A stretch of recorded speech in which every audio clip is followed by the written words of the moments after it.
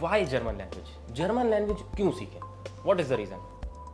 जैसे कि मैंने आपको बताया कि एक फ़ायदा तो यही कि एजुकेशन आप अगर पढ़ने जाओ तो वहाँ एजुकेशन में हेल्प करेगी। दूसरा फ़ायदा ये कि यूरोप के और कंट्रीज़ में भी बोली जाती है। जर्मन सीखते हुए एज अ लर्नर, जो भी स्टूडेंट्स हैं, हम जिन स्टूडेंट्स को सिखा रहे हैं, तो ऐसी कौन सी मुश्किलात हैं, ऐसी कौन सी परेशानियाँ हैं, ऐसे कौन से चैलेंजेस हैं जो एक लर्नर जैसे अगर जी जी बिल्कुल, हाँ, ये तो अपने मेरे साथ भी आई थी मुश्किलात, जैसे कि ग्रामेटिक मिस्टेक बहुत सारी होती हैं। इवन आप एज अ लर्नर क्या ऐसी टिप्स हैं कि आप क्या कहना चाहेंगे कि कौन सी हॉबीज़ एक स्टूडेंट में हो, कौन सी उसकी आदतें हों, कौन से उसकी ऐसी चीज़ें हों जिसे वो रोज़ाना कर तो अगर स्टूडेंट जो है सिर्फ 1.5 घंटे की क्लास लेके फिर घर पे जाके बिल्कुल उसको खोलेगा ही नहीं, तो फिर तो एक सवाल आपसे कि आपको जो अभी तक जितने आपने बच्चे पढ़ाए या जो अभी करंटली बच्चे पढ़ रहे हैं उसमें जो आउटस्टैंडिंग जो आपके बच्चे जा रहे हैं अभी वो हम सब चल रहा था, उसमें हमारे कुछ स्टूडेंट्स थे जिनसे मुझे बहुत ज़्यादा उम्मीदें रहीं और उन्होंने बहुत अच्छा आउटपुट दिया, मुझे मज़ा आता था के आउटस्टैंडिंग परफॉर्मेंस वाले स्टूडेंट थे, सर जैन के, सर वाजिद के, जो आउटस्टैंडिंग परफॉर्मेंस वाले बच्चे हैं, उन सारे स्टूडेंट्स के अंदर एक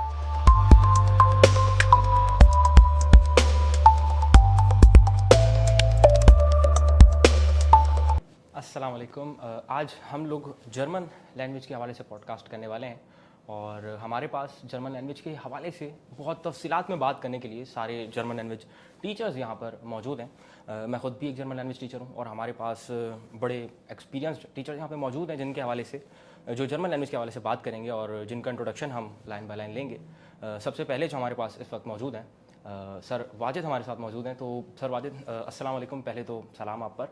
वालेकुम सलाम, अल्हम्दुलिल्लाह मैं ठीक ठाक। और आपका इंट्रोडक्शन अगर हो जाए स्टूडेंट्स के साथ कि आप अपने बारे में अगर हमें मुतारफ़ करवाएं। जी जी बिल्कुल, मैं सर वाजिद, मेरा नाम वाजिद है। मैंने जर्मन लैंग्वेज जर्मनी से की है, फॉक्स होक्सचुले इसका नाम है। और मैं 2017 में आया पाकिस्तान दोबारा, तो मैंने यहाँ से 2019 से जर्मन लैंग्वेज पढ़ाना स्टार्ट की। जब मैं वहाँ सीख रहा था मुझे जर्मन मतलब काफ़ी मुश्किल है, जैसे हर इंसान को आती है तो वही, लेकिन सीखने के साथ साथ इंटरेस्ट पैदा हुआ कि यार मतलब शौक़ पैदा हुआ कि यार जर्मन लैंग्वेज बहुत अच्छी है। इंटरेस्ट बहुत मज़ा आया फिर उसके बाद मुझे, तो फिर मैंने यहाँ पे पढ़ाना स्टार्ट किया 2019 से। तो 2019 से लेकर मैं अब 2025 चल रहा है, तो मैं अब तक जर्मन लैंग्वेज टीच कर रहा हूँ। तो आपने कंटिन्यू रखा हुआ है, तो क्या चीज़ है जिसने आपको मोटिवेट किया कि यार जर्मन लैंग्वेज पढ़ानी भी चाहिए मुझे, मतलब जर्मन लैंग्वेज पढ़ाने की तरफ कैसे रुझान हुआ आपका? देखें, जब एक तो पहली चीज़ ये कि यहाँ पे आपको ना जर्मन लैंग्वेज ज़्यादा लोग ना ऑनलाइन करते थे या गोइथे जाते थे। तो गोइथे जैसे एक बंदा रह रहा है गुलशन में, जौहर में, तो वहाँ से वहाँ का डिस्टेंस बहुत दूर है। तो अब मैंने कहा कि हमारा मतलब उर्दू सही जर्मन में पढ़ाएं तो ये अपना ज़्यादा अच्छा है। तो इस वजह से मैंने कहा कि मतलब जो उर्दू स्पीकर लोग हैं ज़्यादातर वो जर्मन उर्दू में सीखें, तो उनके लिए मतलब ये काफ़ी अच्छा है। इस वजह से मैंने फिर जर्मन लैंग्वेज पढ़ाना स्टार्ट की। Okay, thank you for your introduction. हमारे पास एक और बड़े टीचर, बड़े नाम मौजूद हैं जिनका आपसे इंट्रोडक्शन अभी करवाएंगे।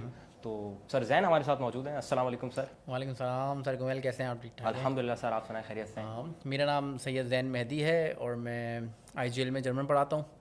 और मैंने 2017 में बेसिकली जर्मन पढ़ाना स्टार्ट करी और 2025 तक मैं अभी भी करंटली जर्मन पढ़ाता हूँ। और बेसिकली जो मैंने सीखी जर्मन वो फोकॉक्चुले, जैसे सर वाजिद ने जहाँ से सीखी है, तो इत्तेफाक की बात है कि सेम जगह से ही मैंने भी जर्मन सीखी। मैंने जो फोकॉक्चुले से मैंने B2 तक किया था, B2 तक जो मैंने लैंग्वेज करी थी वो फोकॉक्चुले से करी थी। उसके बाद फिर आपको पता है जो इंटरमीडिएट के बच्चे होते हैं वो स्टूडेंट कुलीग वगैरह करते हैं, तो जो इंटर के बाद स्टूडेंट कुलीग फाउंडेशन ईयर जो कहलाता है, तो फिर मैंने फाउंडेशन ईयर में जर्मन सीखी। तो जब मैंने वहाँ पे फेस्टलुंग प्रूफुंग FSP जो इनका होता है वो पास करा, तो फिर उसके बाद वो C1 के इक्वलेंट कहलाता है बेसिकली, वो जो वहाँ पे जो लैंग्वेज है। तो वहाँ से लैंग्वेज करी, फिर उसके बाद बैचलर्स कंप्लीट करा TU डार्मस्टार्ट से, और फिर बैचलर्स करके जो कि पूरा जर्मन लैंग्वेज में ही था, फिर पूरी जर्मन लैंग्वेज में बैचलर्स करके फिर वापस पाकिस्तान आया 2017 में। और फिर मैंने ये इदारा खोला जिससे मुझे लगा कि, क्योंकि मुझे पर्सनली लगता था कि जो गेम चेंजर है ना वो हम ही हैं। 2017 या 2016 से पहले अगर आप ले लें तो एक ही इंस्टीट्यूट होता था बच्चों के पास, गोइथे इंस्टीट्यूट, वो वहीं पे सीखते थे और वहीं उनके पास ऑप्शन कोई नहीं था। तो हमने आके ये गेम चेंज करा कि जो गुलशन के अंदर जब ये चीज़ लाए, जो ख़ास तौर पे मेन नीपा पे, तो जो गुलशन, जौहर, बहादराबाद, इस तरह के एरिया जो हैं वो आके वो इतना दूर जाने के बजाय वो हमारे इंस्टीट्यूट आने लगे। तो वहाँ मैंने रियलाइज़ कर लिया था कि हम बहुत ज़्यादा ईज़ पैदा कर रहे हैं बच्चों के लिए, कि बच्चे जो हैं वो यहीं पे और हमसे और काफ़ी अच्छे स्टैंडर्ड पे और काफ़ी अच्छे उस पर बच्चे लैंग्वेज सीख रहे थे। तो आहिस्ता आहिस्ता काम बढ़ता गया और अब अलहमदिल्ला 700 प्लस स्टूडेंट्स अभी हमारे पास इनरोल्ड हैं जर्मन के, जो हमसे जर्मन पढ़ रहे हैं। और प्रीवियसली तो पता नहीं कितने बच्चे पढ़ के गए हैं, सब जानते होंगे बिल्कुल ज़्यादातर IGL को। तो ये हमारा इंट्रोडक्शन है और आगे भी हम पढ़ाते रहेंगे और आगे कहाँ कहाँ पढ़ाएंगे ये भी पता है। हैदराबाद में हम लोग पढ़ाते रहे हैं, हैदराबाद में जर्मन पढ़ाते रहे हैं ऑटोबान रोड पे। तो ठीक, तो ऐसी क्या चीज़ थी जिसने आपको ज़्यादा एक्साइट किया या मोटिवेट किया कि यार मुझे जर्मन लैंग्वेज अलग से प्रॉपर एक टीचिंग के तौर पे एज ए इंस्टीट्यूट आपने जर्मन लैंग्वेज को देखा कि यार कराची में हमें जो है वो जर्मन लैंग्वेज पढ़ानी भी चाहिए अलग से, क्योंकि गोइते तो पहले खुला हुआ था, लोगों के पास गोइते था तो आपको ज़रूरत नहीं थी, लेकिन ऐसा क्या आपने महसूस किया कि इनको ईज़ पैदा करनी है? अच्छा, इसमें पहली बात तो ये कि जो जर्मन है ना, मतलब वो शुरू से मुझे उसने एक्साइट किया। मतलब जब मैं अपने एजुकेशनल कैरियर में या एजुकेशन के टाइम पे जब मैंने जर्मन स्टार्ट करी, अब पता जनरली जर्मन स्टार्ट तो वो इंटरमीडिएट का टाइम था, मतलब तो जर्मन स्टार्ट तो कर दी कि भाई ठीक है भाई जर्मन सीखनी है। जब जर्मन सीखने लगे तो उसमें एक इंटरेस्ट डेवलप होता गया और मुझे लगा कि जर्मन जो है वो बहुत ही ज़्यादा इंटरेस्टिंग लैंग्वेज है। जो लोग सीख रहे हैं या जो लोग सीख चुके हैं उनको पता है कि जर्मन जो है ना वो बोरिंग नहीं है, बिल्कुल भी बोरिंग नहीं है। मतलब अगर आप वहाँ पे क्लास ले रहे हैं, जर्मन की क्लास ले रहे हैं, तो अगर आप पढ़ने वाले हैं, एक तो होता है ना कि मोबाइल यूज़ कर रहा है बच्चा, एक ऐसा बच्चा है टाइम ज़ाया करता है, टाइम ज़ाया कर रहा है, वो ऐसी टाइम पास करने आया। लेकिन अगर वो पढ़ने वाला बच्चा है, वो आगे पढ़ने आया है, तो वो 5 मिनट या 10 मिनट भी वो बोर नहीं होगा क्लास में, उसका इंटरेस्ट डेवलप रहेगा। तो एक तो वो इंटरेस्टिंग लैंग्वेज मुझे शुरू से ही लगती थी। फिर जब मैंने जब यूनिवर्सिटी कंप्लीट करी तो हमारे वालिद साहब का स्कूल है एक, फिर मेरे जो दादा थे वो एक सिंध बोर्ड में होते थे, तो मतलब एजुकेशनल बैकग्राउंड था हमारा। तो जब मैं बैचलर्स के बाद जब मैंने यहाँ आया पाकिस्तान, तो मुझे लगा कि मुझे भी एजुकेशन के लिए थोड़ा सा यहाँ ख़ास तौर पे जर्मन लैंग्वेज को यहाँ पे जो है वो उसका प्रमोट करना चाहिए, उसको इम्प्रूव करना चाहिए। तो फिर जाके मैंने यहाँ पे जर्मन लैंग्वेज इंस्टीट्यूट खोला और पढ़ाने का मुझे मतलब, क्योंकि जैसे मैंने बताया कि मेरा एजुकेशनल बैकग्राउंड है, वालिद साहब के स्कूल है मेरे, फिर मेरे दादा भी जो हैं वो एजुकेशन से रहे हैं, तो मुझे पढ़ाने का हमेशा से शौक़ था। तो फिर मैंने कहा कि लेकिन अब इस चीज़ को पढ़ाया जाए। तो आप लोगों ने इसको मतलब इंक्लूड करके रखा हुआ है कि हम जो है वो बस जनरेशनल जो है लोगों को एजुकेट करेंगे और सिखाएंगे। बिल्कुल है, सही है। मेरे वालिद साहब ने भी अल्हम्दुलिल्लाह यही प्लान था, हमारे दादा का भी यही प्लान था कि वो एजुकेशन उसमें थे कि वह बच्चों को पढ़ाएं, और मेरा भी आगे भी यही प्लान है कि हम बच्चों को पढ़ाते रहेंगे, सिखाएं। ठीक है, अच्छा हमारे पास एक नाम और मौजूद है जिनका हम जिक्र अभी आगे करने वाले हैं। तो सर फ़हाद हमारे पास और मौजूद है, उनकी तरफ चलते हैं। अस्सलाम वालेकुम सर, कैसे हैं? वालेकुम अस्सलाम सर को मैन, आप बताएं आप कैसे हैं? अल्हम्दुलिल्लाह मैं ठीक हूँ। आपका अगर इंट्रोडक्शन हो जाए हमारे स्टूडेंट्स को, हमारे ऑडियंस को ज़रा मुतारिफ़ कराएं। जी बिल्कुल, मेरा नाम सर फ़हाद है और बैक इन 2023 जब मैं यहाँ कराची में आया था, because I was not from Karachi, जब मैं कराची में आया तो मैं क्वालिटी एजुकेशन के लिए सर्च किया मैंने कि कहाँ पे मुझे जर्मन जो है अच्छी तरह से पढ़ाई जा सकती है।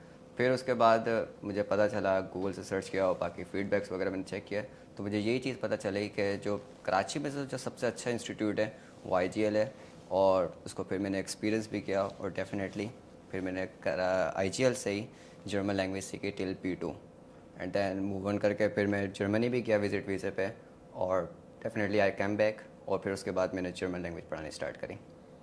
ओके, तो आपने जर्मन लैंग्वेज को as a profession, as a teacher, आपने क्या चीज़ ऐसी थी जिसने मोटिवेट किया कि आप सेलेक्ट करें कि नहीं जर्मन लैंग्वेज मुझे पढ़ानी है? मतलब उस एक्साइट कर रही थी वो चीज़ आपको कि जर्मन बहुत पसंद है, या टीचिंग का शौक था, क्या क्या रीज़न? बिल्कुल ऐसा ही है। जब मैं जर्मन खुद लैंग्वेज सीख ही रहा था तो भी मुझे बहुत ज़्यादा एक्साइटमेंट फील होती थी, जैसे कि सर जैन ने कहा, सर वाजिद ने कहा कि ये लैंग्वेज जो है ऐसी लैंग्वेज है कि बच्चा खुद ही इंटरेस्ट लेता है इसके अंदर। और इसी तरह मैंने भी जब जर्मन लैंग्वेज सीख रहा था तो बहुत सारे तरीक़ेकार, बहुत सारे मतलब एक नई वर्ल्ड जो है एक्सप्लोर करने को मिली लैंग्वेज सीखने के वक्त।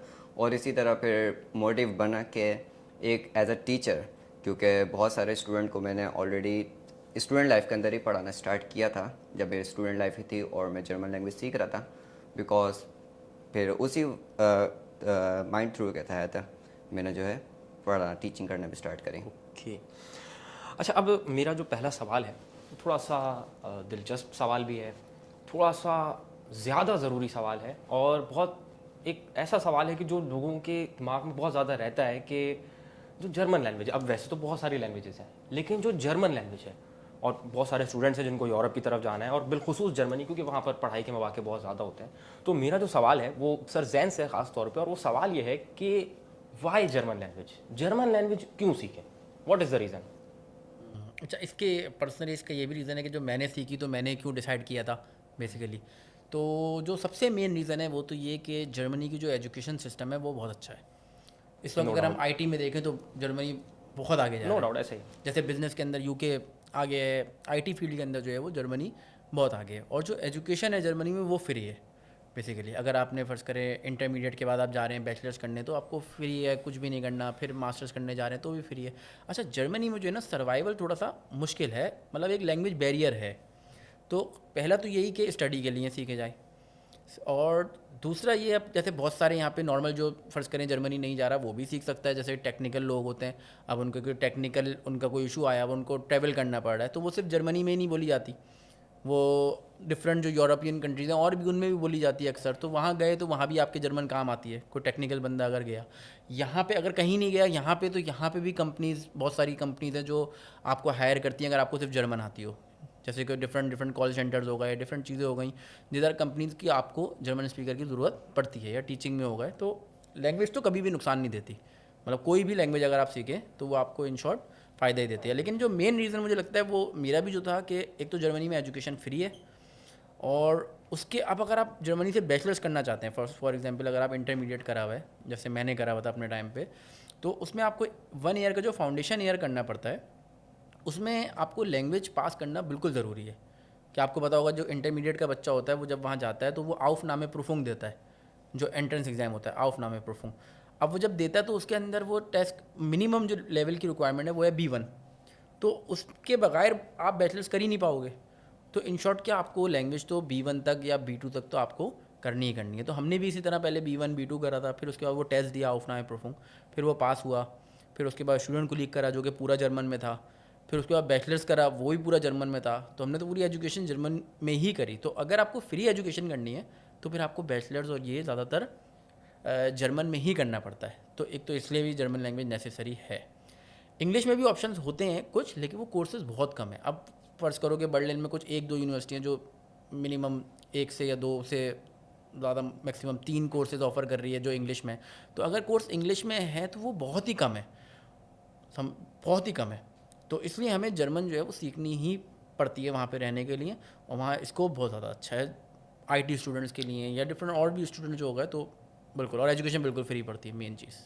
तो जो जर्मन लैंग्वेज है वो इसलिए आप मतलब आपके कहने के मुताबिक जर्मन लैंग्वेज इसलिए हमारे लिए बहुत ज़्यादा ज़रूरी है कि अगर आप जर्मनी जा रहे हैं तो वहाँ पर आपको जर्मन लैंग्वेज कहीं ना कहीं ऐसी दरार ज़रूर आएगी, ऐसा गैप ज़रूर आएगा जो जर्मन लैंग्वेज से ही फिल हो सकता है, ऐसा लूप ज़रूर आएगा। क्योंकि जर्मन लैंग्वेज वहाँ पर बहुत ज़्यादा आपके लिए एक तो फ़ायदा इस तरह से भी कि वहाँ की जो डेली लाइफ है, क्योंकि मैं खुद भी जर्मन पढ़ा रहा हूँ तो मैं भी स्टूडेंट्स को इन चीज़ों के बारे में तो गाइड करता ही हूँ, हम सब करते हैं कि वहाँ पर अगर कोई इंग्लिश, जैसे आपने कहा कि इंग्लिश प्रोग्राम्स नहीं है, बहुत कम है, किसी को मिल भी गया अगर इंग्लिश प्रोग्राम तो वो क्लास के अंदर सर्वाइव कर लेगा। कोई अगर इंटरनेशनली वर्क कर रहा है तो वो वहाँ सर्वाइव कर लेगा। लेकिन जो डेली लाइफ है जर्मनी की, वहाँ पर दोस्त कैसे बनाएगा, पार्टी कैसे करेगा, Exactly. दोस्त कैसे बनाएगा, घूमे फिरेगा कैसे, शॉपिंग कैसे करेगा, सुपरमार्केट में क्या करेगा। वहाँ पे अब वो लोकल्स के बर्लिन साथ में तो बिल्कुल बर्लिन में तो चल जाता है कि भाई थोड़ी बहुत इंग्लिश बर्लिन में लोग समझ लेते हैं। लेकिन आपका एडमिशन ही फर्ज करो कोबोर में हो गया, मैं बोखुम में हो गया, वहाँ कील में हो गया, अब वो वहाँ तो बहुत ही कम लोग हैं जो इंग्लिश समझते हैं। ऐसा ही है। तो आप लाइफ तो गुजारोगे ना, मतलब बिल्कुल ऐसा ही जर्मन है। तो आपको सीखनी ही वहाँ सर्वाइव भी करना है फॉर सर्वाइव करने तो के वो लिए। लैंग्वेज बैरियर वहाँ पे लाजमी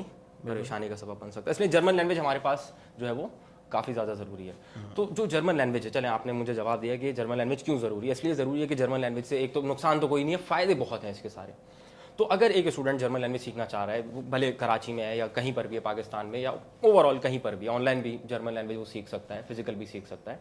जर्मन लैंग्वेज सीखने के बाद उसके पास क्या अपॉर्चुनिटीज़ हैं जो प्रोमिनेंट हैं, जो बज़ाहिर उसके सामने कि हाँ यार जर्मन लैंग्वेज सीख के ये फ़ायदे तो मेरे पास बिल्कुल एकदम सामने ही है कि ये फ़ायदे तो बहुत ज़्यादा मेरे लिए। जैसे कि मैंने आपको बताया कि एक फ़ायदा तो यही कि एजुकेशन आप अगर पढ़ने जाओ तो वहाँ एजुकेशन में हेल्प करेगी। दूसरा फ़ायदा ये कि यूरोप के और कंट्रीज़ में भी बोली जाती है, कभी वहाँ जाना हुआ तो आप उसको अंडरस्टैंड कर पाओगे। तीसरा फ़ायदा ये कि आपका जो यहाँ पे बहुत सारी कंपनीज होती हैं जिनको जर्मन स्पीकर्स जो है ना रिक्वायर्ड होते हैं। और आप बिलीव नहीं करेंगे, जब मैं जर्मनी से वापस आया था और मेरे पास C1 था, तो एक कंपनी है काफ़ी मशहूर, शारे फैसल पे उनका ऑफिस है, सब जानते हैं, नाम नहीं लूँगा। तो उन्होंने मुझे उस वक्त 2019 में 1,20,000 की ऑफ़र करी थी, क्योंकि मेरे लैंग्वेज लेवल अच्छा था, मेरे उस टाइम पे उन्होंने मुझे ऑफ़र करी थी। तो जॉब अपॉर्चुनिटीज़ भी आपके पास हैं अगर आपको जर्मन स्पीकिंग मतलब आपकी अच्छी है। फिर टेक्निकल फील्ड में आपकी CV में ऐड हो जाता है, ये सबसे बड़ा फ़ायदा है कि CV में लैंग्वेज ऐड होना एक फ़र्क पड़ता है। तो और लेकिन मेन फ़ायदा ये है कि अगर आप जर्मनी कभी जाना हो और आप अगर पढ़ाई फ्री एजुकेशन के लिए जर्मनी जाएँ तो मेन फ़ायदा तो वही है। और इस तरह की और भी बहुत सारी अपॉर्चुनिटीज़ होती हैं जो लैंग्वेज की बेस के ऊपर बहुत ज़्यादा एडवांटेज मिल जाता है, स्कॉलरशिप्स वगैरह हो गई, इस तरह की चीज़ें। बिल्कुल बिल्कुल, हाँ हाँ, बिल्कुल बिल्कुल। जैसे कि अब आप फ़र्ज़ करें कि अब आपने मास्टर्स के लिए आप जा रहे हैं, अब अगर आप वीज़ा अप्लाई करते हैं और अब बेशक आपको रिक्वायरमेंट नहीं है इंग्लिश की, भाई आपने आपकी जो यूनिवर्सिटी है वो इंग्लिश टॉट है, आपको जर्मन की रिक्वायरमेंट नहीं है, लेकिन उसके बाद भी अगर आप वीज़ा ऑफिसर देख रहे हैं कि आपने A2 और B1 करा हुआ है, कि दैट मीन्स कि आप जो हैं वो मोटिवेटेड हैं जाने के लिए। आपको पता है कि जब जर्मनी जाएंगे तो उसके लिए पहले ही आपने A2 या B1 करा हुआ है, लैंग्वेज करी हुई है, तो वीज़ा के अंदर जो चांसेस होते हैं ना वो बहुत बढ़ जाते हैं। इवन अगर आपको रिक्वायर्ड नहीं भी है ना जर्मन, तो भी मैं रिकमेंड करता हूँ, इवन करते ही हमारे IGL में कितने बच्चे ऐसे हैं जो जर्मन इंग्लिश में करने जा रहे हैं, लेकिन मतलब बैचलर्स या मास्टर इंग्लिश में करने जा रहे हैं और जर्मन पढ़ रहे हैं IGL से। बिल्कुल कितने ऐसे ही, हाँ। कितने स्टूडेंट्स हैं ताकि हमारे वहाँ पे सर्वाइवल में कोई मुश्किल उनको ना आए। हाँ, और फिर वीज़ा रेशियो भी अच्छा हो जाता है ना आपका, वीज़ा भी अच्छा हो जाता है अगर आप केस हमारा स्ट्रॉन्ग बन जाएगा इस बिल्कुल तरह से। बहुत स्ट्रॉन्ग बन जाएगा केस। अगर आपको जर्मन आती हो और B1 तक जब जर्मन आप कर लोगे तो वो रिजेक्ट ही नहीं करते, वो बोलते हैं भाई 7 महीने 6 महीने तो बंदे ने जर्मन B1 करी है, अब क्या इसको रिजेक्ट करेंगे, बोलो इतनी तो मेहनत कर ली उसने। तो ये भी एक रीज़न है कि एक पॉजिटिव इम्पैक्ट डालता है ये वीज़े के ऊपर। अच्छा, जर्मन लैंग्वेज के हवाले से हमारी बात चल रही है, तो एक सवाल मेरा थोड़ा सा सर वाजिद से भी है। तो सर आपसे मैं पर्टिकुलरली जर्मन लैंग्वेज के हवाले से ही हमारे सारे सवालात होने वाले हैं। मैं ये पूछना चाह रहा हूँ कि अब जर्मन ज़ाहिर है हम पढ़ा रहे हैं, काफ़ी साल हो गए पढ़ाते हुए, आपने भी काफ़ी साल जर्मन पढ़ाई जैसा कि आपने अपने तारुफ में बताया। तो जर्मन सीखते हुए एज अ लर्नर जो भी स्टूडेंट्स हैं, हम जिन स्टूडेंट्स को सिखा रहे हैं, तो ऐसी कौन सी मुश्किलात हैं, ऐसी कौन सी परेशानियाँ हैं, ऐसे कौन से चैलेंजेस हैं जो एक लर्नर, जैसे अगर A1 से वो स्टार्ट कर रहे हैं, क्योंकि बेसिक लेवल जो हमारा A1 ही है वहीं से आगाज़ करता है बंदा जर्मन लैंग्वेज का, तो वहाँ से शुरुआत से लेकर आगे चलते हुए कौन सी मुश्किलात हैं जो उसे फेस करना पड़ते हैं, जो एक आम सी बात है कि सब वो फेस करते हैं, आपने भी की, हमने भी की, जिनका पता होना चाहिए, जिनके बारे में मालूम होना चाहिए कि मैं अगर लैंग्वेज सीख रहा हूँ तो ये मुश्किलात मुझे आगे आने वाली है। जी जी बिल्कुल, हाँ। ये तो अपने मेरे साथ भी आई थी मुश्किलात, जैसे कि ग्रामेटिक मिस्टेक बहुत सारी होती हैं। इवन आपकी साउंड प्रोनाउंसिएशन वो बहुत बहुत बहुत डिफरेंट होती है स्टार्टिंग में। फिर जब A2 कर रहे हो तो B1 कर रहे हो तो उसके साथ साथ आस्ते आस्ते आपकी इम्प्रूवमेंट आती है। तो मेन चीज़ जो है वो है ग्रामर, और दूसरा हम इसको कंपेयर करते हैं इंग्लिश से। चलें वो तो ठीक है, स्टार्टिंग में इंग्लिश से कंपेयर हमने किया, जैसे कि SMR हो गया, वॉजवर हो गया, इस टाइप के अपना हमने इंग्लिश से कंपेयर की और अपने जर्मन लैंग्वेज को हमने सीख ली। फिर उसके बाद जो आती है जैसे कि आर्टिकल्स में है, जैसे उर्दू में हमारा आर्टिकल्स है मुज़क्कर मुअन्नस, तो इसके अंदर 3 आर्टिकल्स होते हैं दयादीदस। तो वो आपकी जर्मन जो उन बेसिस पर है, अगर आपके आर्टिकल्स याद नहीं है आपको, जैसे कि हमारे उर्दू में मुज़क्कर मुअन्नस होते हैं, अगर हमें याद नहीं है तो जर्मन लैंग्वेज में आप उसके बगैर जर्मन लैंग्वेज अच्छी प्रॉपर सीख ही नहीं सकते। जैसे कि अगर मैं आपको 2-3 मिसाल दूँ, जैसे हम अच्छा और अच्छी में फ़र्क करते हैं, लाइक एडजेक्टिव है तो अच्छा है हम करते हैं मुज़क्कर के लिए, और अच्छी करते हैं मुअन्नस के लिए, मैस्कुलिन और फेमिनिन के लिए। तो ऐसे जर्मन में 3 टाइप्स के हैं आर्टिकल्स, दयादीदस, मैस्कुलिन, फेमिनिन, और एक है एक्स्ट्रा न्यूट्रल। तो आपको वो बेस ज़रूरी है, आपको वो आर्टिकल्स याद करने होंगे, तो उसके साथ साथ आपकी जर्मन फिर आगे चलती है। A1 के हिसाब से तो आप जर्मन सीख लेंगे, लाइक जैसे मैंने आपको बताया SMR को लेकर या वॉजवर हमारे पास। तो इसके बाद जो है आप जर्मन लैंग्वेज में आप जब A2 करेंगे और B1 करेंगे तो फिर आपको आसानी आएगी, और फिर आप अपना खुद ही इंटरेस्ट लेंगे उसके अंदर सीखने में। अच्छा, मैं खुद भी, क्योंकि मैं जर्मन मैंने भी पढ़ाई है, आपने भी पढ़ाई और अभी भी पढ़ा रहे हैं, तो अक्सर स्टूडेंट्स होते हैं वो परेशानियां लेकर आ जाते हैं, क्योंकि दयादीदास तो एक बहुत ज़्यादा एक कॉमन सी प्रॉब्लम है जो हर लर्नर को आती है।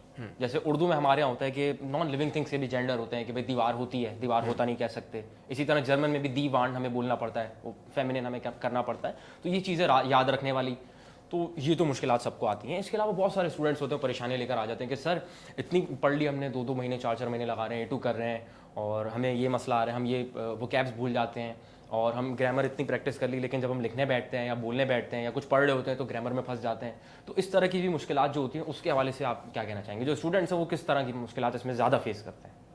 देखिए, ज़्यादातर लोगों को मुश्किलात स्टूडेंट को यही आती है कि वो आर्टिकल्स याद नहीं करते। जब आर्टिकल्स याद नहीं करते तो फिर इसके साथ साथ जब आर्टिकल्स आपकी मेन चीज़ है, फिर उसके बाद जो ग्रामर है वो आप जब सीखते हैं ना क्लास में, आपने सीख ली, समझ गए, फिर आप घर गए, आपको आर्टिकल्स आपने याद नहीं करे, फिर आप उसके सेंटेंस अगर आप घर पे उसको नहीं लेके बैठते, आप उसको वो अपना घर पर होमवर्क नहीं करते, सेल्फ स्टडी नहीं करते अगर आप, तो फिर आप ज़रूर जो आपने क्लास में सीखा वो फिर 1 घंटे की क्लास में आप क्या सीखेंगे, आपने वो सीखा वहीं तक। फिर जब घर पे गए फिर आप, तो फिर आप वो जो आपने क्लास में सीखा आधा आपको याद है, आधा आप भूल गए। तो फिर घर पे आपको ना घर के ऊपर अंदर आपको सेल्फ स्टडी ज़रूरी करना पड़ती है। तो ये मुश्किल आती हैं स्टूडेंट को। फिर वो घर पे अपना फिर वो देखते हैं अपना यूट्यूब में वीडियोस देखते हैं, फिल्म में देखते हैं जर्मन कि वो जर्मन लेवल है C1 का। आप उसमें ले के आप उसको समझ ही नहीं सकते, बहुत बड़ा गैप आ बहुत जाता बड़ा गैप आ जाता है। तो आपका लेवल है A1, आप कर रहे हैं C1, तो फिर ये मुश्किलात आती हैं उन लोगों अच्छा, बहुत सारे जो है वो ऑनलाइन भी जो है वो सीख रहे होते हैं बच्चे, जैसे कि भाई ऑनलाइन हमने A1 करा हुआ है ऑनलाइन। अब जब हमारे पास आते हैं कि सर हमने A1 कहाँ से करा है, ऑनलाइन करा है, अब उनका टेस्ट लो तो समझ। अब आप देखिए ना ऑनलाइन, अब जब से नोमिनेटिव, अक्यूजेटिव, डाटिव, कितना खतरनाक टॉपिक है। मतलब बच्चों को मसला, सारे मसलों को बच्चों को मसला होता है। नोमिनेटिव, अक्यूजेटिव, मेन एक यही है जो नोमिनेटिव, अक्यूजेटिव, डाटिव, जो एंड तक बच्चों को मसला A1 में तो दे खैर होते हैं, starting जेनेटिव के अंदर जो आगे भी जो मसला दे रहे होते हैं। तो वो मुझे नहीं लगता कि वो इतना ईजीली आप यूट्यूब से सीख लोगे। अगर आप बहुत शार्प हो और बाकी बल लगे हुए हो पूरा दिन यूट्यूब पे, और तो मे बी। लेकिन मुझे लगता है कि क्लास जो है ना, जो क्लास में टीचर की जो इंटरेक्शन होती है वो ज़रूरी है। जो बच्चे ऐसा यूट्यूब से सीख लेते हैं, यूँ कर लेते हैं, फिर जब वो वहाँ पर A2 में आते हैं तो अब हमें एज अ टीचर हम उनको नहीं डील कर पाते, क्योंकि हम फर्ज करें अब, क्योंकि रिलेट कर रहे हैं ना एक चीज़। अब जिसको personal pronoun nominative, accusative, dative या पोजेसिव प्रोनाउन नोमिनेटिव, अक्यूजेटिव और डाटिव में नहीं आते, तो जब वो A2 में आएगा तो उस बच्चे को आप खुद भी टीचर, आप बताएं कैसे डील करेंगे। Obviously, उसको ऐसी बात है। नोमिनेटिव, अक्यूजेटिव, जाइनम, माइनम, डाइनम, डाइनर ये नहीं पता, उसको समझ ही नहीं आ रहा। अब A2 में आ रहा है दाइनम, दाइनर, तो आप क्या करेंगे, मतलब उसको कैसे समझाएंगे। फिर वो ये, या तो फिर उसको एक्स्ट्रा क्लास दो कि भाई ये A1 में ऐसा हुआ था, तो टीचर के लिए बहुत मुसीबत हो जाती है। मतलब इसकी मिसाल ऐसे ही है कि जैसे मैथमेटिक्स में अगर किसी को प्लस माइनस नहीं आता तो उसको मल्टीप्लाई डिवाइड नहीं सिखाया जा सकता, बिल्कुल। और अगर मल्टीप्लाई डिवाइड नहीं आ सकता तो लॉन्ग डिवीजन कैसे करेगा। हाँ, मतलब आगे कैसे को रिलेट कर रहे हैं ना, चेन है ना एक तरीके से, जो A1 बेस की नहीं chain बनी है। हुई तो आगे वो तो A1 बहुत इंपॉर्टेंट है। मैं कहता हूँ अगर आपको ऑनलाइन पढ़ना है ना भाई, तो आप A2, B1, B2 ऑनलाइन पढ़ते हो, लेकिन A1 आप टीचर से पढ़ लो, फिजिक। है ना। मतलब अगर आप ऑनलाइन कोई कोर्स कर रहे हो, कोर्सेरा पे ले लो, कहीं भी ऑनलाइन पढ़ रहे हो, तो वो आप A2, B1, B2 कर लो, A1 के लिए टीचर हायर कर लो, ऐसे ही। ये ज़रूरी है। बिल्कुल। और मैं भी इस बात से इत्तेफाक करता हूँ कि आप अगर पढ़ रहे हो, सीख रहे हो, तो भले A1, क्योंकि बेसिक जो है ना वो A1 ही है। आगे जो चीज़ें A2, B1 वो तो उसी की कंटिन्यूएशन है, उसमें एडवांसमेंट है, उसमें एक्सटेंशन है। जो बेस आपकी स्टार्ट होती है वो A1 से ही स्टार्ट होती है।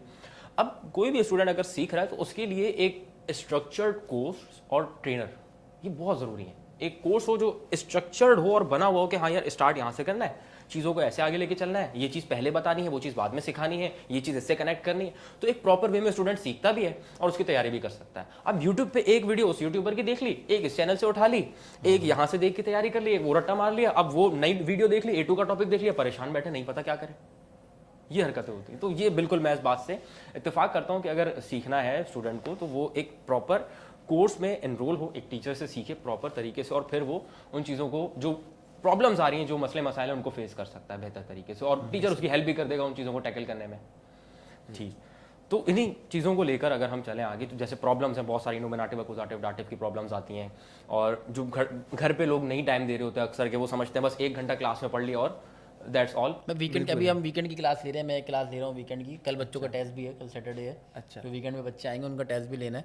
तो अब मैं ये नोट कर रहा हूँ कि अब मुझे आइडिया है, मतलब मुझे क्योंकि क्लास का वो पता है कि उन्होंने जो लास्ट संडे को किताब बंद करी होगी ना, अब इस जो सैटरडे लास्ट खुलेगी, संडे को किताब बंद करी होगी, जबकि कल टेस्ट है, अब कल सुबह खुलेगी। अब वो खुलेगी सैटरडे को 4 बजे क्लास है, वो खुलेगी 2 बजे। तो भाई अगर कोई वीकेंड बैच पढ़ रहा है ना, तो ये तो मैं अपने जो इंस्टीट्यूट में एनरोल्ड बच्चे हैं उनसे बात कर रहा हूँ कि भाई अगर आप वीकेंड पढ़ रहे हो तो ऐसा कभी भी नहीं करो कि आपने संडे को किताब बंद करी और सैटरडे की दोपहर खोल के और फिर यहाँ आ गए, तो फिर आप कभी भी नहीं कर पाओगे। फिर वही होगा, हम आपके वालिद साहब को कॉल करते हैं तो वो कॉलेज आएंगी, अभी कल टेस्ट है तो उनके जगह कितने ही कॉलेज आएंगी। तो ये मसला है कि भाई आप ऐसा नहीं करो, कंसिस्टेंसी जो है वो आप लाजमी होनी मंडे चाहिए। फ्राइडे 5 दिन आप पढ़ो, कुछ ना कुछ पढ़ो जो आपने वीकेंड क्लास में करा है। और अगर आप वीक डेज में ले रहे हो तो फिर रोज घर जाके पढ़ो, फिर तो ज़्यादा। बिल्कुल अगर वीक ऐसे डेज में ले रहे हो तो अच्छा है, फिर तो बहुत अच्छी बात हो फिर तो जाती बहुत अच्छी बात है। वीकेंड पे वही करता है जो बेसिकली कोई जॉब कर रहा है या कोई स्टूडेंट्स हैं जो वीकडेज में पढ़ रहे हैं, या ज़्यादातर एजेड लोग होते हैं, वो जॉब कर रहे होते हैं, उनके पास कोई जिम्मेदारियाँ होती है, तो वही वीकेंड पे पढ़ रहे होते हैं, लेकिन वो 5 डेज पढ़ें। ओके। अच्छा, तो इस तरह की जो मुश्किलात आती हैं, जैसे सरवाजिद आपका एक्सपीरियंस है काफ़ी ज़्यादा पढ़ाने का, तो स्टूडेंट्स को जब इस तरह की मुश्किलात आती हैं, परेशानी आती हैं, तो किस तरह से आप उसको टैकल करते हैं, या स्टूडेंट्स की किस तरह से आप हेल्प करते हैं उनको सॉर्ट करने में, या उनको प्रॉब्लम्स को कम करने में या सॉल्व करने में, किस तरह से हेल्प करते हैं? देखें, जिसे हम टीच करते हैं, पढ़ाते हैं क्लास के अंदर, वैसे तो हम चाहे वो कोई भी हो, मैट्रिक वाला हो, इंटर वाला हो, बैचलर है, मास्टर है, सबको पढ़ाते हैं। अब कुछ उसमें स्टूडेंट अपना वो इम्प्रूवमेंट दिखाते हैं, ठीक है, तो जब वो आउटपुट जब आपको क्लास में नज़र आती है तो फिर बहुत अच्छा हमें लगता है कि हमने जो मेहनत की है वो काम आ रही है, बच्चे में दिख रही है। जब हम अपनी पूरी मेहनत लगा देते हैं बच्चे पर कि मतलब 6-6 घंटे 8 घंटे बच्चे को पढ़ा रहे हैं, और जब उसकी आउटपुट देखते हैं नेक्स्ट डे कि होमवर्क नहीं करा हुआ, या अगर देखो 1 महीने बाद तो वो जो है एक बच्चा बहुत अच्छी बोल रहा है जन्म, एक बच्चे को कुछ नहीं आ रहा, कि अपना नाम पता नहीं आ रहा, कि आप कहाँ रहते हो, कि आप कहाँ रहते हो, कि इसका आंसर नहीं आ रहा, तो फिर आपका दिल दुखता है कि आपने इतनी मेहनत मेहनत आएगा की, जा रही है हमारी। हाँ, कि आपने इतनी मेहनत की और उस बच्चे में आउटपुट कुछ नहीं है।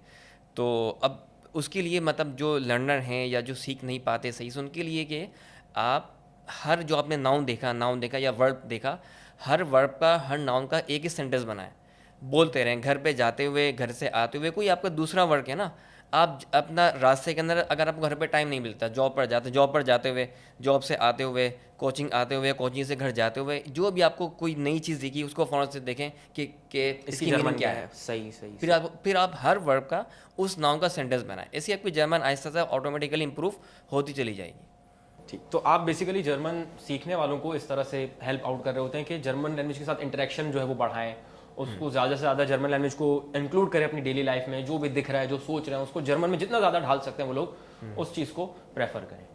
ठीक है, और सर फहद से हम काफ़ी देर से कुछ सुन नहीं रहे हैं। सर फहद, आपसे मुझे सवाल ये पूछना है कि एक जो जर्मन लर्नर है, एज अ लर्नर, क्योंकि आपने अभी जैसे आपने खुद बताया कि जर्मन लैंग्वेज सीखने के लिए आप आए कराची में और आपने ढूंढा, और अल्हम्दुलिल्लाह आईजीएल को आपने top of the list, top of the notch देखा, जो कि अल्हम्दुलिल्लाह काफ़ी टाइम से काम कर रहे हैं हम लोग। तो आप as a learner, as a teacher तो बहुत सारी टिप्स हम देते ही हैं, हम सब दे रहे होते हैं। एज अ लर्नर क्या ऐसी टिप्स हैं कि आप क्या कहना चाहेंगे कि कौन सी हॉबीज़ एक स्टूडेंट में हो, कौन सी उसकी आदतें हों, कौन से उसकी ऐसी चीज़ें हों जिसे वो रोज़ाना कर रहा है, रूटीन में ऐड कर रहा है, जो एक अच्छे लर्नर की होनी चाहिए, जो जर्मन को अगर सीख रहा है तो उसकी ज़िंदगी में जर्मन बेहतर तरीके से वो सीख सके और अच्छी सीख सके। बिल्कुल, एज ए लर्नर तो बच्चों को मतलब स्टूडेंट्स को इस तरह पहले तो फोकस्ड होना चाहिए कि जो आप अपना टाइम स्पेंड कर रहे हैं, जो आप अपना पैसे स्पेंड कर रहे हैं, उसको फिर वसूल भी करें।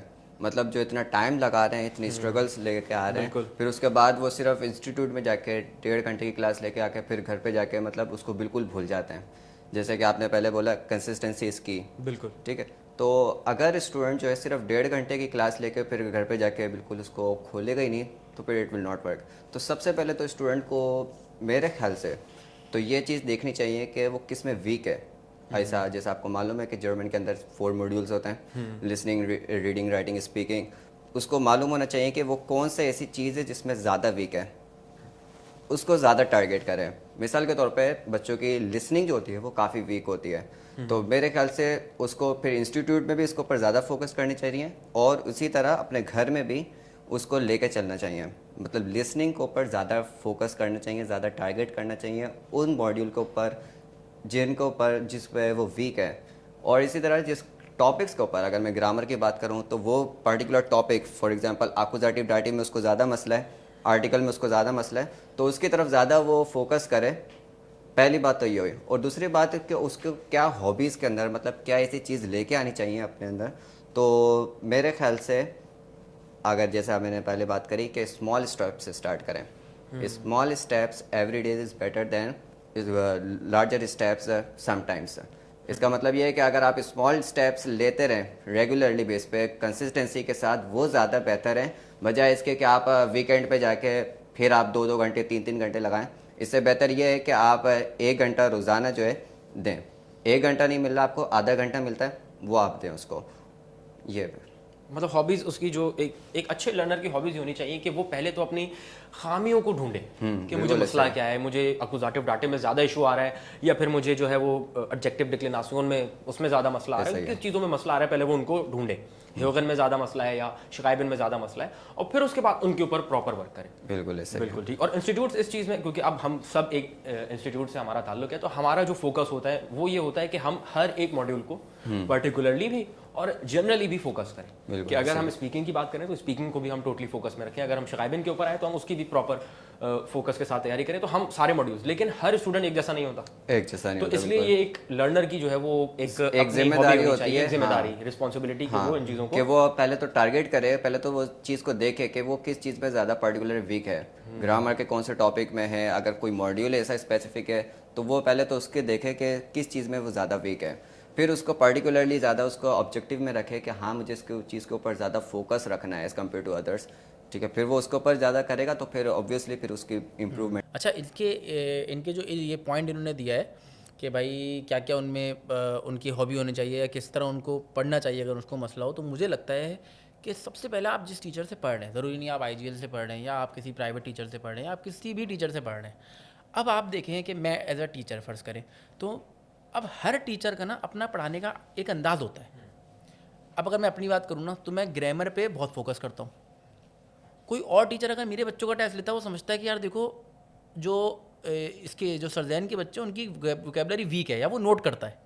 अच्छा, ये बच्चे ने खुद आइडिया लगाना होता है कि कौन सा टीचर किस चीज़ पे ज़्यादा फोकस कर रहा है। अब जैसे बहुत सारे टीचर होते हैं उनको लिसनिंग कराने का बहुत शौक होता है। जरा हमारे इंस्टीट्यूट में सर मुंतज़िर वो आज आए नहीं है, तो अब वो लिसनिंग बहुत कराते हैं। तो अब जब जाहिर सी बात है कि जब वो लिसनिंग ज़्यादा करा रहे हैं तो उनके पास टाइम कहीं ना कहीं कम हो रहा है, तो वो कहीं से निकाल कर ही टाइम लिसनिंग को लगा रहे होंगे।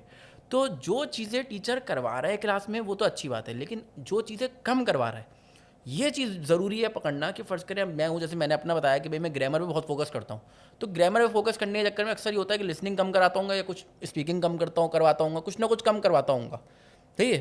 तो उस चीज़ को बच्चा, अब ये मेरा ही नहीं हर टीचर का ये होता है, क्योंकि हम इस टीचिंग लाइन में, अगर आपको पता है कि एक टीचर होता है कि उसको ये कराने में मज़ा आता है। बिल्कुल। भाई मैथ का कोई टीचर है तो उसको एक ऐसे टॉपिक है जो उसको कराने में वो लंबी लंबी क्लासें ले लेता है। भाई इंटीग्रेशन पढ़ाने खड़ा हुआ, उसने बोला भाई मैं अब वो इंटीग्रेशन में आता, वो ले गया बच्चों के कि इंटीग्रेशन सिखा दूँ, जबकि और भी तो उसमें वो लैग करता है। ये हर फील्ड का है। तो जिस चीज़ में टीचर लैग कर रहा है कि भाई ये चीज़ कम करा रहा है, उसको घर पे खुद से तवज्जो दें। ये एक सबसे बड़ा इंपॉर्टेंट पॉइंट है ये। ठीक, तो हाँ मैं भी बिल्कुल ऐसा ही है, आपकी बात से इत्तेफाक रखता हूँ कि हर टीचर का एक अपना अंदाज़ होता है, अपना तरीक़ेकार होता है। अलबत्ता कोई भी टीचर ऐसा नहीं होता कि जो अपनी जिम्मेदारी को छोड़ दे कि यार ये पढ़ा रहा हूँ तो वो पढ़ाऊँ ही ना।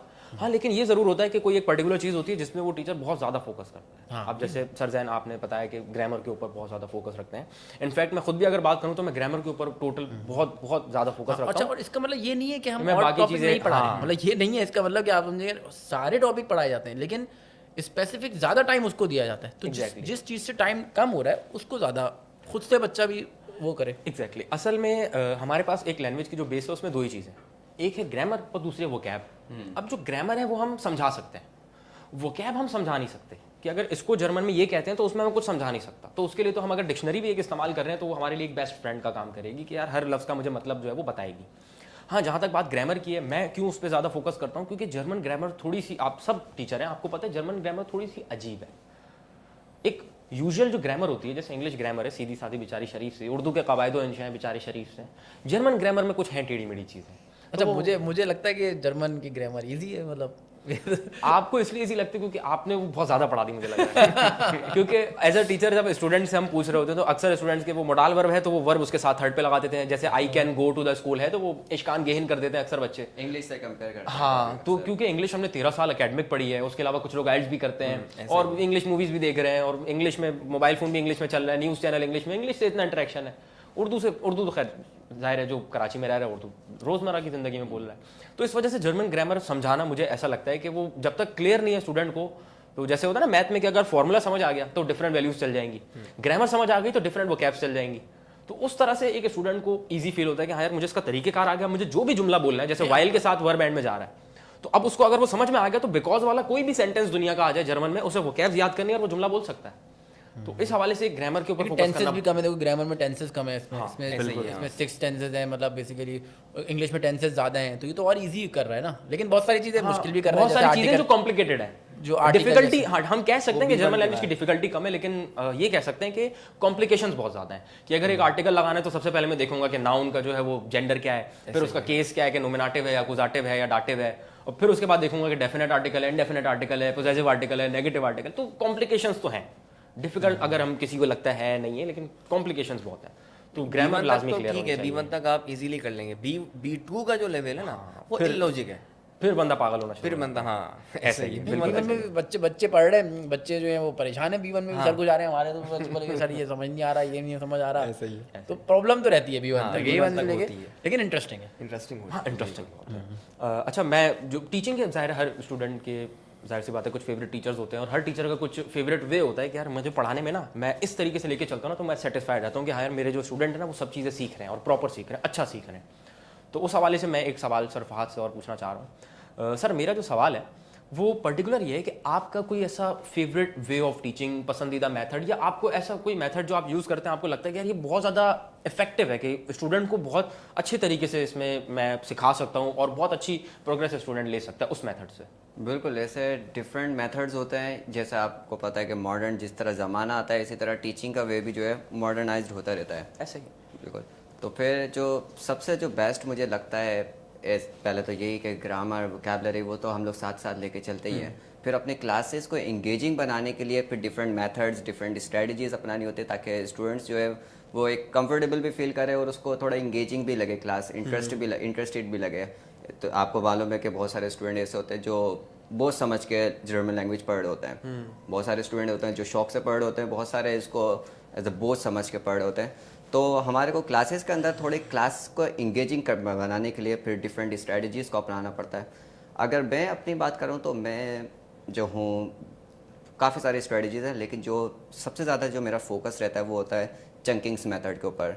ये जब मैं लैंग्वेज सीख रहा था, जब मैं इसके तरफ आया था, चंकिंग मेथड्स का मुझे पता चला था। चंकिंग मेथड्स में बेसिकली होता ही है कि आप जो है एज ए लर्नर एक पूरा फ्रेज़ याद कर लेते हैं बगैर उसकी ग्रामर को जाने, बगैर उसके पीछे कि क्या उसके अंदर अप्लाई हुआ है, क्या रूल अपनाया हुआ है, क्या ग्रामर उसके पीछे लगी है, उस सब को जाने बगैर बस आपको ये मालूम हो कि यस इस पूरे फ्रेज़ का, इस पूरे सेंटेंस का मतलब ये है, ठीक है। और वो जो है आपके डेली लाइफ रूटीन में या फिर कॉमन लाइफ के अंदर बहुत ज़्यादा बोली जाती है।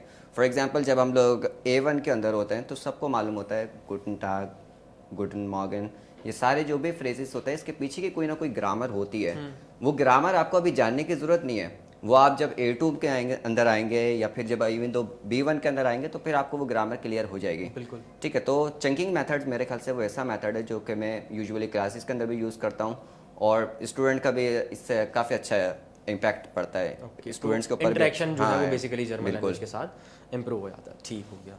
तो आपके कहने के मुताबिक जो स्टूडेंट्स हैं उनको जर्मन लैंग्वेज के साथ भले उनको बहुत सारे ऐसे फ्रेजेस हों जिनके बारे में उनको तर्जुमा भले ना मालूम हो या एग्जैक्ट उसकी ग्रामर तर्जुमा मालूम हो, ग्रामर उसके पीछे, हाँ तर्जुमा मालूम हो, हाँ उसके ग्रामर के पीछे। बिकॉज आपको मालूम है कि जर्मन के अगर हम लोग प्रीपोजिशन की बात करें तो प्रीपोजिशन इंग्लिश से थोड़े हट के होती है, बहुत हटके होती है। हाँ बहुत हटके होती है। बिकॉज हम लोग जैसे अभी हम लोग थोड़ा डिस्कस कर रहे थे कि if someone wants to go to washroom तो हमें बोलना पड़ता है ich gehe auf die Toilette। बिल्कुल ऐसे ही है। जबकि auf का अगर हम लोग लिटरली मतलब देखें तो वो ऑन होता है, ऑन होता है।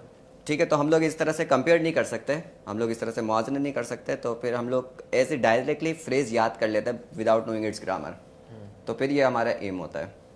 ओके तो मतलब स्टूडेंट्स को आप बेसिकली इंटरेक्शन करवाते हैं जर्मन लैंग्वेज के फ्रेजेस के थ्रू कि ये पूरा फ्रेज है और उसका ये मतलब है और उसको डेली लाइफ में यूज करें। बिल्कुल ऐसे जैसे थैंक यू होता है इंग्लिश में, thank you, welcome, nice to meet you, nice to meet you. और इस तरह के जो कॉमन फ्रेजेस अगर उसकी ग्रामर के पीछे जाए तो वो ग्रामर में भी A1 के नहीं A2 या B1 की रिक्वायर्ड होती है, लेकिन हम लोग A1 के अंदर ही उसको सीख लेते हैं बिकॉज वो बहुत यूजफुल होती है और कॉमन लाइफ के अंदर हम लोग यूजुअली इसको बोलते हैं।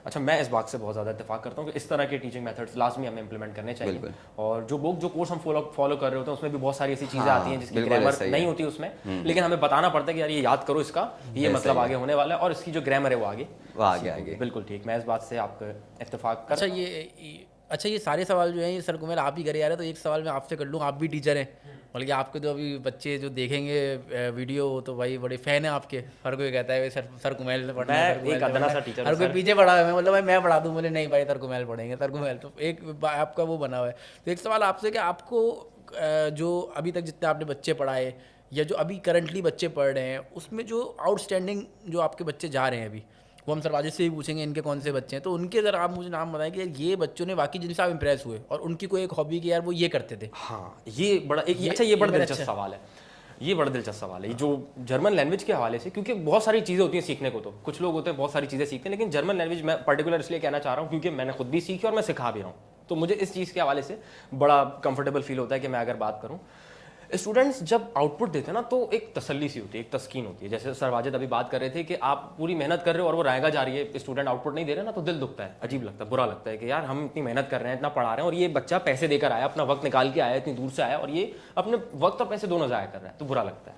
लेकिन जो आउटस्टैंडिंग स्टूडेंट्स की जहाँ तक बात है, अभी रिसेंटली मैंने B1 का एक बैच हमारा एंड हुआ है, फिजिकल बैच हमारा वीकेंड में चल रहा था, उसमें हमारे कुछ स्टूडेंट्स थे जिनसे मुझे बहुत ज़्यादा उम्मीदें रहीं और उन्होंने बहुत अच्छा आउटपुट दिया, मुझे मज़ा आता था उनको पढ़ाने में। उस क्लास के साथ ना एक कंफर्ट जोन आपका बन जाता है कि यार ये बच्चे जो है ना ये पढ़ने वाले हैं, ये अच्छे सवाल पूछते हैं, ये लॉजिकल क्वेश्चन पूछते हैं, इनके अंदर क्यूरियोसिटी है, ये जानने का जज्बा रखते हैं। यूजुअली जो हमारे स्टूडेंट्स होते हैं वो अगर जैसे एक क्लास में 10 बच्चे बैठे हुए हैं तो उन 10 में से कोई 1 या 2 ऐसे निकल कर आ रहे होते हैं जो वाकई पढ़ते हैं, बाकी 8 ऑन एवरेज तो खैर 5-6 ऐसे होते हैं जो नॉर्मल है, 1-2 ऐसे होते हैं बिल्कुल, क्योंकि अभी हम बहुत एक्स्ट्राऑर्डिनरी की बात कर रहे हैं, तो एक्स्ट्राऑर्डिनरी जाहिर सी बात है हर क्लास में 1-2 ही बहुत होते हैं। हाँ। तो उस बैच के अंदर पर्टिकुलरली हमारे जो 1-2 स्टूडेंट्स रहे जिनका मैं नाम लेना चाहूँगा, एक वकास साहब हैं, उन्होंने भी B1 हमारा जो है वो कंप्लीट A1 से B1 तक हमारे साथ सफ़र किया और बहुत मुझे उस स्टूडेंट को पढ़ाने में मज़ा आया। उनके साथ एक मुइज़ साहब होते थे, उनको भी पढ़ाने में मज़ा आता था। और अभी करंटली हमारे पास एक और बैच चल रहा है, वो भी इत्तेफाक से B1 का है और उसमें 2 स्टूडेंट्स हैं हमारे पास, ऑनलाइन का बैच है वो, उसमें एक अम्माद साहब हैं और एक अशल साहब हैं। अच्छा, ये जो अशल मैंने एक स्टूडेंट का नाम लिया, अभी हो सकता है वो वीडियो देख रहा हो, तो ये एक ऐसा स्टूडेंट है कि मुझे लगता है कि इसके अंदर वो चीज़ है जो मेरे अंदर हुआ करती थी, तजस्सुस जिसे हम कहते हैं ना, कि यार ये चीज़ मुझे जाननी है। और एक होता है कि कुछ स्टूडेंट्स ऐसे होते हैं कि पढ़ लिया बस यार काफ़ी है, सर ने अगर 2 पैराग्राफ दिए, एक पढ़ लो एक छोड़ दो, सर एक हो गया एक रह गया, कुछ ऐसे होते हैं। लेकिन कुछ ऐसे होते हैं कि नहीं यार करना है तो करना है, उनके साथ फिर मज़ा आता है, मुझे पढ़ाने में भी मज़ा आता है। तो अशल साहब के अंदर मुझे वो चीज़ बहुत ज़्यादा मैं नोट करता हूँ। और अभी आगे हमारा इंशाल्लाह ताला B2 का भी एक बैच स्टार्ट हो रहा है, तो उसमें अशल साहब कंटिन्यू करेंगे मेरे साथ। तो मुझे खुद भी एक्साइटमेंट है कि यार इन बच्चों के साथ B2 करूँगा ना मुझे मज़ा आएगा, क्योंकि ये भी मेरी सारी चीज़ें अंडरस्टैंड कर रहे हैं। और वो A1 से जो साथ चल रहा है सिलसिला, तो उसमें होता है कि आपको भी कंफर्टेबल फील होता है उस स्टूडेंट के साथ, और वो स्टूडेंट भी फिर कंफर्टेबल फील करता है कि हाँ यार इस टीचर के साथ हमने बहुत ज़्यादा वक्त गुजारा है और बहुत ज़्यादा हमने टाइम दिया इनके साथ सीखने में, तो वो उन स्टूडेंट्स को भी उस चीज़ में फिर मज़ा आता है। तो यूजुअली जो आउटस्टैंडिंग स्टूडेंट्स होते हैं वो बहुत मुश्किल से किसी एक आध बैच में कोई 1-2 स्टूडेंट निकल कर आ रहे होते हैं। तो अगर मेरे भी काफ़ी सारे जो स्टूडेंट्स हैं, जैसे अच्छा जो मेरे जो स्टूडेंट हैं B1 वाले, वो ऐसे हैं जैसे अनस हो गए, अम्मार हो गए, उनको सर वाजिद ने भी A1 A2 सर वाजिद ने पढ़ाया था और B1 उनको मैंने पढ़ाया था। तो वो अनस तो मेरे ख्याल से वो हमबुर्ग में पढ़ रहा है अभी, और अम्मार TUM में, जी अम्मार ने TUM में वहाँ पढ़ रहा है। तो ये दोनों को बच्चों को पढ़ाने में वाकई मुझे भी मज़ा आया था। बाकी और बच्चे हैं, कुछ बच्चे मुझे तफरी की वजह से भी याद हैं कि वो तफरियाँ करते रहते थे उसमें तकमील याद है कि वो तफरियाँ करता था, अरशद हो गया, तकमील हो गया, एक और लड़का था, एक और नाम था उसका भी अम्मार था, उवैस हो गया। तो ये सब तफरी की वजह से याद है कि एक अच्छा मॉल बना रहता था। वो एक क्लास में एक फन का फैक्टर भी आ जाता है। बच्चे थे तो काफ़ी जिन्होंने इम्प्रेस किया था, वो बहुत ज़्यादा, एक तो मतलब वो पहले से ही सब करके आते थे और उनको थोड़ी नॉलेज ज़्यादा थी, अच्छी तैयारी करते थे। मुझे लगता था कि यार उनको हर चीज़ की, सिर्फ जर्मनी नहीं ओवरऑल भी उनसे बात करो तो नॉलेजेबल अच्छे बच्चे थे। वाजिद आपके कौन से बच्चे ऐसे गए या अभी रिसेंटली जो पढ़ रहे हो आपसे? रिसेंटली मेरा एक B1 का बैच ख़त्म होने वाला है, इनका मॉक टेस्ट चल रहा है, मॉडल टेस्ट। तो उनमें हैं तीनों स्टूडेंट, 4-5 हैं उसमें, लेकिन 3 बहुत अच्छे हैं। इनमें एक फ़ीमेल है, उनका नाम है फ़िज़ा, और 2 उसमें हैं, एक हैं अलियान और दूसरे उनके वो अपना दोनों भाई हैं सफ़ान। ये बहुत अच्छे जा रहे हैं। इनका माशाल्लाह से A1 भी बहुत अच्छा था, A2 भी बहुत अच्छा था और इनका B1 भी बहुत अच्छा जा रहा है। तो ये 3 है। अच्छा, जैसे अनस की बात जैसे आपने की, अनस भी जैसे A1 और अम्मार ने A1 और A2 अपना मुझसे किया था। जो अपना पहले सवाल जो आपने किया था ना, वाई जर्मनी, हालांकि ये लोग जो अनस था और अम्मार था, इन्होंने यहाँ आइल्स भी दिया हुआ था क्योंकि ये दोनों ए लेवल्स के थे। हालांकि इनको ज़रूरत नहीं थी B1 की, लेकिन उन्होंने फिर भी B1 करा कि वहाँ जाके फिर अच्छा हुआ। जब उन्होंने वहाँ गए तो उनको जाते के साथ इनकी जॉब भी लग गई। क्यों? क्योंकि इनके पास लैंग्वेज बैरियर इनका एकदम से दूर हो गया कि वहाँ आपको देखिए जर्मन ज़रूरी नहीं कि आपको मतलब जर्मन आती हो या नहीं आती तो आपके सारे काम चलेंगे, नहीं, ऐसा नहीं है। आपको जर्मन कहीं जगह पर बहुत बहुत ज़रूरी काम आती है। जैसे कि उनको आया कि उन्होंने जाते के साथ अपना 6 आपको जब आप यहाँ से जाते हो फिर आप जर्मन सीखते हो, वहाँ A1 लाइक A2 फिर B1, फिर आपकी जर्मन इम्प्रूव होती है। फिर आपको 6 महीना मिनिमम चाहिए होता है कि वहाँ पर सेट होते हो। फिर आपके वो जो 6 महीने का आपका जो एक्सपेंस है वो आपका फिर ज़ाया होता है, वेस्ट होता है। तो अब उन्होंने उसका वो फ़ायदा उठाया कि उन्होंने ऑलरेडी उनके पास B1 था। जब वो वहाँ गए उनके पास जाते ही के साथ उनकी जॉब लग गई और अच्छी उसके अंदर। तो यहाँ पे मैं एक और बात ऐड करना चाहूँगा। अगर आप सब लोग ये नोटिस करें कि जो आपके आउटस्टैंडिंग परफॉर्मेंस वाले स्टूडेंट थे, सरजैन के, सर वाजिद के, जो आउटस्टैंडिंग परफॉर्मेंस वाले बच्चे हैं, उन सारे स्टूडेंट्स के अंदर एक ही बात कॉमन है कि वो इंस्टीट्यूट के बिसाइड जो है अपने घर में भी अपना टाइम देते हैं। इन सब बच्चों के अंदर अगर हम लोग ये चीज़ नोट करें कि वो सिर्फ इंस्टीट्यूट में ही नहीं बल्कि इसके अलावा घर के अंदर भी जो है अपनी लैंग्वेज को टाइम देते हैं। और यही चीज़ है स्टूडेंट के अंदर जो बच्चों को आउटस्टैंडिंग की तरफ लेके जाती है। बाकी स्टूडेंट की निस्बत जो सिर्फ इंस्टीट्यूट के अंदर तो परफॉर्म कर लेते हैं, इंस्टीट्यूट में समझ में आ जाता है, लेकिन फिर वो घर में खोल के नहीं देते, तो फिर वो नेक्स्ट टाइम जो है वो बिल्कुल ब्लैंक हो जाता है अक्सर। अच्छा, आपके भी बहुत सारे स्टूडेंट्स हैं, कोई ऐसा आउटस्टैंडिंग स्टूडेंट जिसको आपको लगता है कि ये बहुत घर में तवज्जो दे रहा है? काफ़ी स्टूडेंट ऐसे गुजरे हैं A1 A2 के अंदर और इवन तो B1 के अंदर, कि A1 के अंदर मतलब अब्दुल्ला शेख आई गेस, काफ़ी स्टूडेंट काफ़ी आउटस्टैंडिंग उसकी परफॉर्मेंस रहती थी ओवरऑल। और इसके अलावा जो अभी ऑन गोइंग बैच चल रहा है उसके अंदर मुजम्मिल हैं और हुज़ैफ़ा, समीर, इस तरह के स्टूडेंट जो हैं वो काफ़ी आउटस्टैंडिंग परफॉर्मेंस कर रहे हैं। ओके।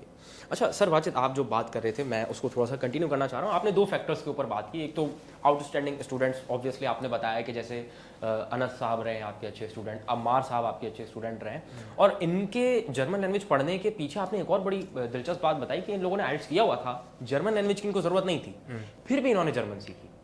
तो मेरा सवाल जो है वो ये कि मतलब जर्मन लैंग्वेज के बगैर मतलब इंग्लिश पे रिलाई कर सकता है बंदा जर्मनी अगर जा रहा है, या जर्मन इज़ अ मस्ट कि मतलब जर्मन सीखनी लाजमी है कि सीखो ही सीखो? क्या इसके हवाले से आप कहेंगे? नहीं, देखिए, ज़रूरी नहीं है कि आप यहाँ सीख कर जाए, वैसे तो ज़रूरी है, ठीक है, आप सीख कर जाएँ तो बहुत अच्छा है। लेकिन अगर जिसका अपना आइट्स है, इंग्लिश नोट प्रोग्राम है, अगर वो नहीं भी सीख रहा तो वहाँ जाके वो ऐसा वहाँ रहने के साथ साथ कुछ अपना यूनिवर्सिटी ऑफ़र करती हैं A1 A2, और फिर आप वहाँ से अपना जर्मन लैंग्वेज सीख सकते हैं। जैसा कि मैंने आपको बताया कि लैंग्वेज बैरियर हर जगह पर होता है, ऐसे ही, ठीक है। आप जिस मुल्क जा रहे हैं तो उसकी लैंग्वेज आपको आना बहुत ज़रूरी होता है। जैसा कि मैंने अनस की मिसाल दी, अम्मार की मिसाल दी, तो उन्होंने जाते के साथ अपनी अच्छी जॉब उन्होंने ले ली। अगर आपको जर्मन लैंग्वेज नहीं आ रही तो फिर जैसे मैंने आपको बताया था कि आपका जो 6 महीने साल का जो आपको जो एक्सपेंस ज़ाया हो रहा है वो तो हो रहा है ना ज़ाया, आपको दिख नहीं रहा, ठीक है। तो उसके साथ आप जैसे आप अपना परचेस करने जाते हैं, कोई आपको शॉप का रास्ता पूछना है, किसी जगह का रास्ता पूछना है, फिर आप कैसे बात करेंगे? इसमें एक में जो मेरे साथ वहाँ कुछ वाक़यात हुए हैं, मैं आपको वो भी अपना साथ साथ हाँ बिल्कुल बिल्कुल बताऊँ। अच्छा, एक वाक़या ऐसा हुआ, मतलब हमारी नज़र में जैसे मार्कर है, MAR की या मार्कर, इसको R प्रोनाउंस करते हैं इंग्लिश में मार्कर, ऐसा ही है। तो ये वाक़या पेश आया। तो अब मैंने उनसे कहा कि I need ich brauche einen marker, तो मैंने कहा मार्कर, वो सब हंसे। अब मैं एकदम वो हुआ कि यार, मैंने पूछा, वो लाख दिया कि आप लोग क्यों हंसे हैं? उन्होंने कहा कि ज़ाद नोखा इनमाल, उनका एक दफ़ा दोबारा बोलो। हाँ, एक दफ़ा और बोलें। तो मैंने कहा मार्कर, तो वो फिर हंसे, तो बोले तू ज़ाद ज़्या स्यूज़, मतलब आप बहुत क्यूट कह रहे हैं। तो मैंने कहा क्यों? तो बोले कि ये आर को ना प्रोनाउंस, इसको बहुत अच्छा साउंड कर रहे हो आप। मैंने कहा वो क्यों? फिर मैंने बाद में गैस करा कि इंग्लिश के अंदर आर प्रोनाउंस करते हैं, लेकिन जर्मन में आर प्रोनाउंस नहीं करते। जर्मन में आर आपका वो बन जाता है मार्क का, आ बन जाता है, आ बन जाता है। सही। तो वो मुझे मतलब ये A1 लेवल था। फिर उसमें मेरी जॉब तो मतलब, और जॉब तो आप इजीली कर लोगे विदाउट लैंग्वेज, कुछ कंपनी आपको दे देंगी, लेकिन अच्छी जर्मन आई है ना तो फिर आपको वो जॉब ऐसा सब वैसे मिलेंगी B1 तक। अच्छा, अब आखिरी एक सवाल है जो बड़ा दिलचस्प सवाल है एक और हमारी पॉडकास्ट का, और ये सवाल बहुत सारे लोगों के दिमाग में आता है, बहुत सारे लोग पूछते हैं, कुछ लोग जवाब देते हैं, कुछ लोग पॉजिटिव आंसर देते हैं, कुछ लोग नेगेटिव आंसर देते हैं, कुछ लोग घुमाते हैं। और ये सवाल जो है ना, ये पर्टिकुलर हम सब से रिलेटेड है, क्योंकि हम सब IGL से मुत्तसिल हैं। और सर जैन से मेरा ये सवाल है, और सवाल ये कि सर कोई भी स्टूडेंट जो जर्मन सीखना चाह रहा है, क्योंकि हमने अभी इतनी ज़्यादा बात की, इतना ज़्यादा डिस्कशन किया कि जर्मन लैंग्वेज क्यों ज़रूरी है, क्यों सीखनी चाहिए, क्या फ़ायदे हैं, और नहीं सीखते तो फिर नुकसान भी है उसका। तो अगर जर्मन लैंग्वेज कोई सीख रहा है तो वाई IGL से ही क्यों जर्मन लैंग्वेज सीखें? क्योंकि हम सबसे बेहतर हैं इस वक्त, वी आर द बेस्ट इस वक्त जो करंट हालात हैं। और आगे जाके कुछ इंस्टीट्यूट हों या नहीं हो, लेकिन अभी जो करंटली है मुझे लगता है कि हम इस वक्त गुइथे से ज़्यादा अच्छा काम कर रहे हैं। अगर आप टेस्ट पासिंग रेशो देखें ना तो हमारे बच्चों का बहुत हाई है, मतलब ज़्यादातर बच्चे जो हमारे A1 A2 B1 में जाते हैं वो पास ही होकर आते हैं, मतलब वो अच्छा ही परफॉर्म करते हैं। और दूसरी बात ये है कि एक तो कन्वीनियंट है, हम बिल्कुल सेंटर सिटी सेंटर में बने हुए हैं। अब जैसे कोई तय फर्ज करो वो गुलशन वाला बच्चा वहाँ नहीं जा सकता, या कोई और दूर रह रहा तो उसको बहुत ज़्यादा वो पड़ रहा है, लेकिन हम सिटी सेंटर में हम हर किसी के लिए जो है गुलशन में हम हर किसी के लिए करीब है। फिर हमारे पास टीचर्स, जो मुझे पर्सनली लगता है कि हमारे जो टीचर्स हैं ना, इसमें ये नहीं कि कोई मैं मार्केटिंग कर रहा हूँ या ऐसा कुछ कर रहा हूँ, मुझे वाकई लगता है कि इस वक्त जो हमारे पास टीचर्स हैं, जो बच्चे IGL में पढ़ रहे हैं वो इसकी गवाही देंगे कि इस वक्त जो बच्चे हमारे पास टीचर्स IGL में मौजूद हैं, मुझे लगता है कि वो किसी और इंस्टीट्यूट में कहीं भी अवेलेबल नहीं है। जब भी मैंने स्टार्ट में कहा कि मुझे लगता है कि वी आर द बेस्ट, और ये सिर्फ मार्केटिंग के लिए नहीं है, ये वाकई मेरा ओपिनियन है कि मुझे लगता है कि जो हमारी टीम है, सर मुंतज़िर बहुत अच्छे टीचर हैं, मतलब बच्चे दीवाने हो गए थे उनसे पढ़ के। सर बिलाल हो गए, मैम सारा थी हमारी, मैम सारा ने अभी छोड़ दिया, वो जर्मनी चले गई। Ma'am Sara, sir Bilal, sir Muntazir, sir Wajid, चलिए मैं अपना वो काउंट नहीं करता, लोग बोलेंगे यार ये लेकिन चलो मैं कर लेता हूँ। बाकी सर फहाद, सर कुमैल, ये हमारे पास टीचर्स जो है ना वो बहुत अच्छे हैं। तो ऐसे टीचर मुझे नहीं लगता कि आपको किसी और इंस्टीट्यूट में मिलेंगे। तो इसलिए आप बिल्कुल अगर जर्मन सीखना चाहते हैं तो आप IGL आएँ, और डेफिनेटली आपका जो ओपिनियन होगा वो भी फिर सेम मेरी तरह ही हो जाएगा IGL में पढ़ने के बाद। ओके, और इसी चीज़ को मैं लास्ट चीज़ को मैं फर्स्ट चीज़ से कनेक्ट करूँगा कि हम लोगों ने शुरुआत में, जैसे आपने अपना इंट्रोडक्शन दिया तो आपने साथ में बात की कि पहले बच्चों के पास सिर्फ एक ही ऑप्शन था, गोइते। उस ट्रेंड को चेंज करने वाले IGL है। तो अगर कोई ट्रेंड चेंजर्स, क्योंकि हमने ये बताया कि नहीं भाई गोइते के अलावा भी यहाँ पढ़ सकते हो, आपको और बेहतर पढ़ सकते हो, बेहतर पढ़ सकते हो। तो और जो एक्सपीरियंस है, क्योंकि IGL से पहले कोई ऐसा इदारा नहीं था जिसने ये ट्रेंड चेंज किया हो या इस तरह काम किया हो जितना एक्सपीरियंस IGL को है। इस IGL को, इस इंस्टीट्यूट को जितना ज़्यादा एक्सपीरियंस है स्टूडेंट्स को सिखाने में, समझाने में, बताने में, पढ़ाने में, उतना और कहीं मेरे हिसाब से मुझे ऐसा लगता है कि और ऑप्शंस ऐसे नहीं है जो IGL के मुकाबले पे हैं। तो IGL जो है वो इज़ द बेस्ट। मैं समझता हूँ कि ये वाला फ्रेज बिल्कुल परफेक्ट रहेगा इस आंसर में कि why IGL, because IGL is the best. ठीक है, तो अपनी पॉडकास्ट को हम यहाँ पे एंड करने लगे, और आप सबका बहुत बहुत शुक्रिया, thank you so much for coming. और थैंक यू, वेलकम। इसी के साथ हम पॉडकास्ट को एंड करते हैं। और अगर आपके इसी तरह के मज़ीद कोई सवालात हैं जो आप पूछना चाह रहे हैं तो आप लोग कमेंट में भी पूछ सकते हैं, और अगर ज़्यादा सवालात आते हैं, ज़्यादा क्वेश्चंस आते हैं, ज़्यादा क्वेरीज आती हैं तो हम इसका पार्ट 2 भी लेकर आ सकते हैं, मज़ीद डिस्कशन कर सकते हैं। आप लोग पर्सनली कुछ पूछना चाह रहे हैं, जर्मन लैंग्वेज के हवाले से कुछ भी पूछना चाह रहे हैं, उन सब के हम आंसर्स दे सकते हैं। बाकी ये कि पॉडकास्ट के लिए आज के लिए फ़िलहाल इतना ही रखते हैं। ठीक है, अपना बहुत ज़्यादा ख्याल रखें और वीडियो को लाइक ज़रूर कर दीजिएगा। अल्लाह हाफ़िज़।